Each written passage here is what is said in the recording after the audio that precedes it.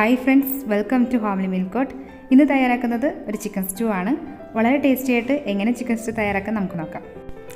ആദ്യം നമുക്ക് ചിക്കൻ കുക്കറിലൊന്ന് വേവിച്ചെടുക്കാം. അതിനായിട്ട് 1/2 കിലോ എല്ലോടുകൂടിയ ചിക്കൻ നന്നായി ക്ലീൻ ചെയ്ത് മീഡിയം സൈസായിട്ട് കട്ട് ചെയ്ത് വെച്ചിട്ടുണ്ട്. കുറച്ച് എല്ലുള്ള ചിക്കൻ ആയിരിക്കും എപ്പോഴും ചിക്കൻ സ്റ്റൂവിന് കൂടുതൽ ടേസ്റ്റ് ഉണ്ടാവുക. ഇതിലേക്ക് 3 ക്യാരറ്റ് ഇതുപോലെ മീഡിയം സൈസിൽ കട്ട് ചെയ്തിട്ട് ചേർത്ത് കൊടുക്കുന്നുണ്ട്. ഒപ്പം തന്നെ 3 ഉരുളക്കിഴങ്ങ് മീഡിയം സൈസിൽ കട്ട് ചെയ്ത് ചേർത്ത് കൊടുക്കാം. ഇനി ഇതിലേക്ക് 1 ടീസ്പൂൺ കുരുമുളക് പൊടി ചേർത്ത് കൊടുക്കാം. വീട്ടിൽ പൊടിച്ച പൊടിയായിരിക്കും എപ്പോഴും നല്ലൊരു ഫ്ലേവറിനും ടേസ്റ്റിനും നല്ലത്. 1/2 ടീസ്പൂൺ ഉപ്പ് കൂടി ചേർത്ത് കൊടുത്തിട്ടുണ്ട്. ഇനി ഇതിലേക്ക് ഇതെല്ലാം ഒന്ന് വെന്ത് കിട്ടാൻ ആവശ്യത്തിന് 1/2 ഗ്ലാസ് വെള്ളം കൂടി ചേർത്തിട്ട് ഉപ്പും കുരുമുളക് പൊടിയൊക്കെ എല്ലായിടത്തും ആകത്തക്ക വിധത്തിൽ നന്നായിട്ടൊന്ന് ഇളക്കി ഫ്ലെയിം ഒന്ന് കൂട്ടി വെച്ചിട്ട് കുക്കറിൽ ഒരു വിസിലടിച്ചെടുക്കാം. ഒരു വിസിലടിക്കുമ്പോൾ തന്നെ കുരുമുളകും ഉപ്പും ഒക്കെ ചിക്കനിൽ നന്നായിട്ട് പിടിച്ച് ചിക്കൻ ആവശ്യത്തിന് വെന്തിട്ടുണ്ടാവും. ബാക്കിയുള്ള വേവ് തേങ്ങാപ്പാലിലും കൂടി കിടന്നാവുമ്പോഴാണ് നല്ല ടേസ്റ്റ് ഉണ്ടാവുക കറിക്ക്. അപ്പോൾ ചിക്കൻ വിസിലടിക്കുമ്പോഴേക്കും മറ്റൊരു പാൻ വെച്ചിട്ട് അതിലേക്ക് 2 ടേബിൾ സ്പൂൺ വെളിച്ചെണ്ണ ഒഴിച്ച് അതിലേക്ക് 3 ഏലക്കായ, 3 ഗ്രാമ്പു, 2 കഷ്ണം പട്ട ഇതെല്ലാം കൂടി നന്നായിട്ടൊന്ന് ഫ്രൈ ചെയ്തെടുക്കാം. ഇതിൻ്റെ കൂടെ തന്നെ 1 ടീസ്പൂൺ ഇഞ്ചി ചതച്ചതും കൂടി ചേർത്ത് കൊടുക്കുന്നുണ്ട്. ഒരു മീഡിയം സൈസ് ഇഞ്ചി നീളത്തിൽ അരിഞ്ഞ് ചേർത്താലും മതിയാവും. ഇഞ്ചി നന്നായിട്ട് വഴറ്റി ഒരു 30 സെക്കൻഡിന് ശേഷം പച്ചമുളക് ഇതുപോലെ നീളത്തിൽ അരിഞ്ഞത് ഒരു 3 എണ്ണം ചേർത്ത് കൊടുക്കാം. ചിക്കൻ സ്റ്റൂവിൽ എപ്പോഴും കുരുമുളകിൻ്റെ എരിവാണ് മുന്നിട്ട് നിൽക്കുക. അതുകൊണ്ട് പച്ചമുളക് വളരെ കുറച്ച് മാത്രം ചേർത്താൽ മതിയാവും. ഇതിലേക്ക് കുറച്ച് കരിവേപ്പില കൂടി ചേർത്ത് കൊടുക്കാം. ഇതെല്ലാം കൂടിയിട്ട് പച്ചമണം മാറുന്നവരെ നന്നായിട്ടൊന്ന് വഴറ്റിയെടുക്കാം. ഇനി ഇതിലേക്ക് ചേർക്കേണ്ടത് സവാളയാണ്. ഒരു 2 സവാള വളരെ കനം കുറച്ച് നീളത്തിലരിഞ്ഞത് ഇതിലേക്ക് ചേർത്ത് കൊടുത്തിട്ട് സവാള പെട്ടെന്നൊന്ന് വഴറ്റി കിട്ടാൻ വേണ്ടിയിട്ട് ഒരു 1/2 ടീസ്പൂൺ ഉപ്പും കൂടി ചേർത്ത് കൊടുക്കുന്നുണ്ട്. ഇനി ഇത് നമുക്ക് നന്നായിട്ടൊന്ന് വഴറ്റിയെടുക്കാം.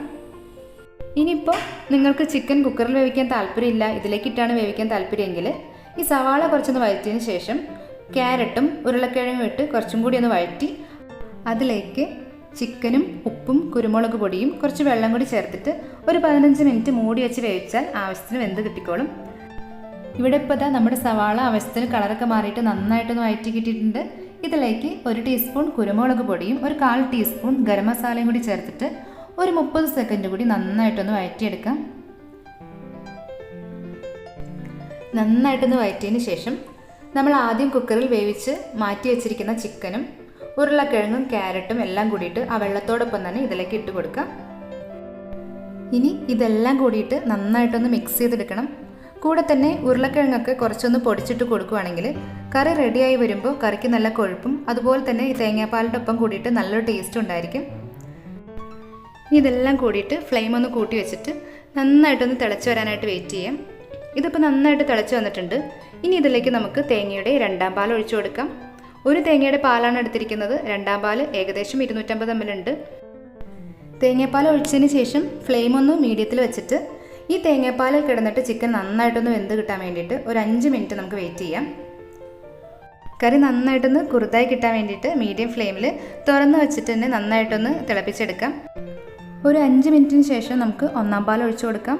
1ാം പാൽ ഏകദേശം ഒരു 150 ml ഉണ്ട്. 1ാം പാൽ നമ്മൾ ചേർക്കുമ്പോൾ അളവിൽ കുറച്ച് കുറഞ്ഞാലും നല്ല തിക്കായിട്ടുള്ള പാൽ തന്നെ ഒഴിക്കാൻ ശ്രദ്ധിക്കണം. എന്നാൽ മാത്രമേ കറിക്ക് നല്ലൊരു ടേസ്റ്റ് ഉണ്ടാകത്തുള്ളൂ. 1ാം പാൽ ചേർത്ത് കഴിഞ്ഞാൽ പിന്നെ തിളയ്ക്കാൻ നിൽക്കണ്ട. തിളച്ച് തുടങ്ങുമ്പോൾ തന്നെ നമുക്കിതിൻ്റെ ഫ്ലെയിം ഒന്ന് ഓഫ് ചെയ്ത് കൊടുക്കാം. ഇതിപ്പോൾ ഏകദേശം തിളയ്ക്കാൻ തുടങ്ങിയിട്ടുണ്ട്. ഞാനതിൻ്റെ ഫ്ലെയിം ഓഫ് ചെയ്ത് കൊടുത്തിട്ട് ഇതിലേക്ക് കുറച്ച് കരിവേപ്പിലയും കുറച്ച് കുരുമുളക് പൊടിയും കൂടി ചേർത്ത് കൊടുക്കുന്നുണ്ട്. ഇനി ഇതിലേക്ക് കുറച്ചും കൂടി ഒന്ന് ടേസ്റ്റ് കൂടാൻ വേണ്ടിയിട്ട് 1 ടീസ്പൂൺ നെയ്യ് ചൂടാക്കിയിട്ട് അതിലേക്ക് ഒരു 4ഓ 5ഓ കാഷ്യൂ നട്ട് ഫ്രൈ ചെയ്തെടുക്കുന്നുണ്ട്. ഒപ്പം തന്നെ കുറച്ച് ഉണക്കമുന്തിരിയും കൂടി ഫ്രൈ ചെയ്തിട്ട് ഇത് നമുക്ക് നമ്മുടെ ചിക്കൻ സ്റ്റൂവിലേക്ക് ചേർത്ത് കൊടുക്കാം. അപ്പോൾ നമ്മുടെ ചിക്കൻ സ്റ്റൂ ഇവിടെ തയ്യാറായിട്ടുണ്ട്. ഈ ചിക്കൻ സ്റ്റൂ നമുക്ക് പാലപ്പത്തിൻ്റെയും നൂലപ്പത്തിൻ്റെയും ചപ്പാത്തിയുടെ കൂടെയൊക്കെ കഴിക്കാൻ നല്ലൊരു കോമ്പിനേഷൻ ആയിരിക്കും. അപ്പോൾ നമ്മുടെ ചിക്കൻ സ്റ്റൂ റെസിപ്പി ഇഷ്ടമായാൽ ലൈക്ക് ചെയ്യാൻ മറക്കരുത്. ചാനൽ ഇതുവരെ സബ്സ്ക്രൈബ് ചെയ്തിട്ടില്ലെങ്കിൽ ഒന്ന് സബ്സ്ക്രൈബ് ചെയ്യണേ. മറ്റൊരു നല്ല റെസിപ്പിയുമായിട്ട് ഉടനെ കാണുന്നതായിരിക്കും. അതുവരെ ബൈ. Thanks for watching.